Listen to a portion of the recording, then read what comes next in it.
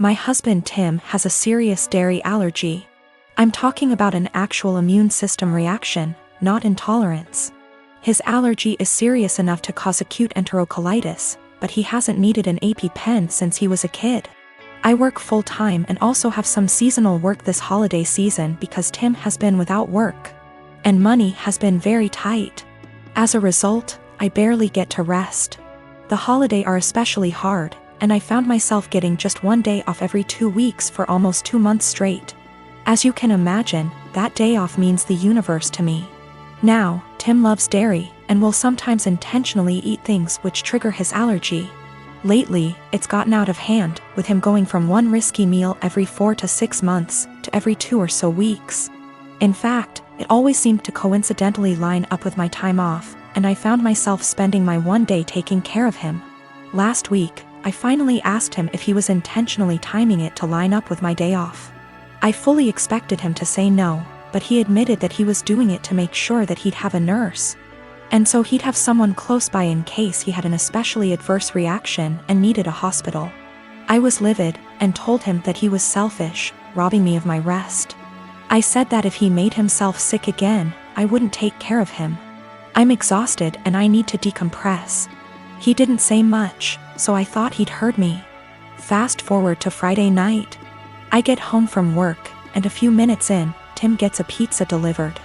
I ask him why, when I'm making dinner, and he shrugs. I ask if a large garlic Alfredo pizza is worth the pain, and remind him that I won't be giving up my rest day again. He smirks and eats an entire slice while grinning at me.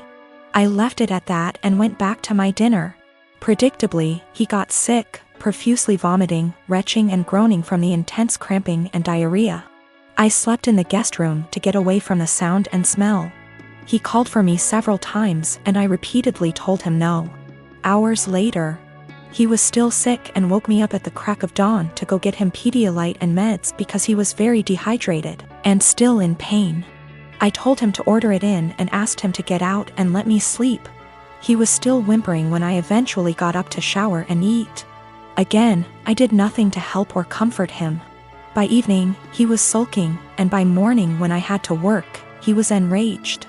He yelled, and by the end of the day he told our friends and family that he nearly died and I neglected him.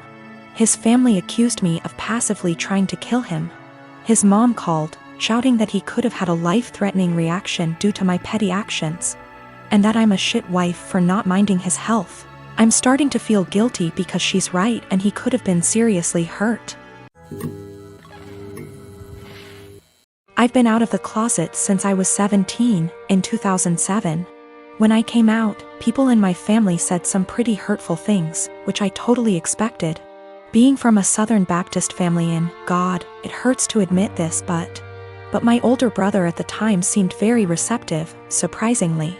He told me that if my dad ever gave me any trouble, to call him and he'd talk to him. That was really the last time we talked about it. Flash forward 13 years, I'm 30, and I'm getting married to my fiancé Scott next year in April. If COVID so graciously allows. I started putting a package together of fun things from my brother and I's childhood, all with the intention of asking him to be my best man. However, he called me 2 weeks ago, claiming he's wanted to talk to me about this for a long time. He went into the long tangent about how being gay is wrong and isn't what God wants. He said he thinks Scott is a nice guy and he loves me, but he doesn't think it's right that we're getting married. It was quite a shock as Scott and I have stayed with him multiple times when we visit my hometown. To top it off, and what hurts perhaps the most, he said my 3-year-old niece, whom we adore, won't be coming to the wedding because he didn't want to have to explain to her what was going on here. Notice he only said that she wasn't coming to the wedding. I think he fully expected to still be invited after this. His wife, whom he started dating when I was 12, feels the same apparently. My whole dad's side of the family feels the same way they do, but I've already written them off mostly in my mind. My mother is beyond pissed and upset at them. I think what upsets me the most is a sense of betrayal. They were my safe spot in the family. I felt like because they're close to my age and younger and went to college, they would understand and it wouldn't be a big deal to them. I almost feel a bit embarrassed because Scott comes from a wonderful Italian Catholic family and they've never been anything less than loving and supportive. I told them that, on what is supposed to be one of the happiest days of my life, if they or anyone else is sitting in the audience and in the back of their mind thinking that what we're doing is wrong or not right, they should just stay home. I know my brother and family love me, but it feels up to a point, conditional, and limited. I told them that they learned being gay is wrong, they weren't born not liking gay people. So they can unlearn it, if they were willing. But I don't think that's going to happen. In January of 2019, my husband was diagnosed with a brain tumor. It was in a completely inoperable part of the brain, and was told me had 6 months to live. He stuck it out and died in October, 3 months longer than he was expected to. He was always positive, and decided a few weeks after his diagnosis that he would write letters for our daughters for significant events in their lives. My husband was my soulmate, and the past few months have been difficult knowing I've lost him. We have 2 daughters, Mia who is 21 and Imogen, Imi, who is 19. All 3 of us have become a lot closer since their dad's death, and we've all really struggled. My husband and I were together since we were children. Got married when we were 18 and we were approaching our 20th wedding anniversary when he passed. In February of this year, Mia got married to a boy she's been with for about 6 years. I absolutely love her husband and he's been incredibly supportive during all of our grief. My husband wrote a letter for Mia to open on her wedding day. It's worth noting that my daughters were unaware of these letters, it was my job to give them to our daughters.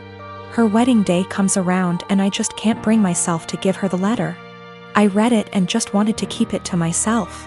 I had his handwriting and his words and it felt like he was there, and I couldn't bear the thought of giving that up yet. I was fully intending on giving her all the other letters as the events happened. Last week Mia and her husband bought their first home together. They'd been living at our home since they got married, and so had a lot of stuff to pack and move to their new house. Mia asked me where her important documents were, passport, birth certificate, etc. So I told her they were in my top drawer of my dresser in my bedroom. The only letter that was in there was the one I was meant to give her on her wedding day, the rest were hidden away. She immediately recognized his handwriting and of course it was addressed to her, so she read it and broke down. She came and found me and started screaming at me asking how I could be so selfish. I didn't really know what to say apart from the fact that I wanted to keep it and she could take a picture of it. Both my daughters called me an asshole and are convinced I'm keeping them from a load of their dad's stuff. I've been married to my wife for 10 years and we're a mixed race couple. I'm Asian and she's Caucasian. I've gotten along with her family, MIL, BIL, SIL, but I always felt like her father-in-law and other sister-in-law, Sarah, never liked me. I'm a professionally trained chef with 15+ years of experience and I work at a high-end Chinese restaurant, a spin-off of a popular one in Beijing, in a large US city. My crew and I have won several awards, and I've been explicitly told I'll be the next executive chef. Sarah is also a professionally trained chef and works at a popular upscale French restaurant in the city. She constantly brags about it and, no joke, compares herself out loud to Ramsay and Bourdain. Whenever I'm at my mother-in-law and FIL's house and helping out in the kitchen, Sarah is always criticizing everything I do. Whether it's chopping, braising, marinating, etc., she always butts in with comments like, I think you should actually do X like this. I've been patient for my wife and sidestepping those comments, saying things like, thanks, but I think I'll stick to the way I do it. Things came to a head 2 weeks ago when my wife, FIL, MIL, and I were in her parents' kitchen prepping dinner for my MIL's birthday. We were running a bit behind so things were heated, which I kind of like because it reminded me of work. And that's when Sarah walked in. She took one look at what I was doing, scoffed, and said something like, oh wow, okay, so that's not the right way of doing things. It hit a nerve and I pretty sternly told her to stop criticizing my cooking and that I'm also a chef like her. She laughed and said making Kung Pao chicken at some Chinese restaurant doesn't count. The kitchen went silent, father-in-law snorted / chuckled, and my mother-in-law yelled, Sarah, what is wrong with you? I stopped what I was doing, swore at her and called her a racist piece of shit, apologized to my mother-in-law for not being able to stay, and left for home with my wife. Apparently this caused a massive fight after we left.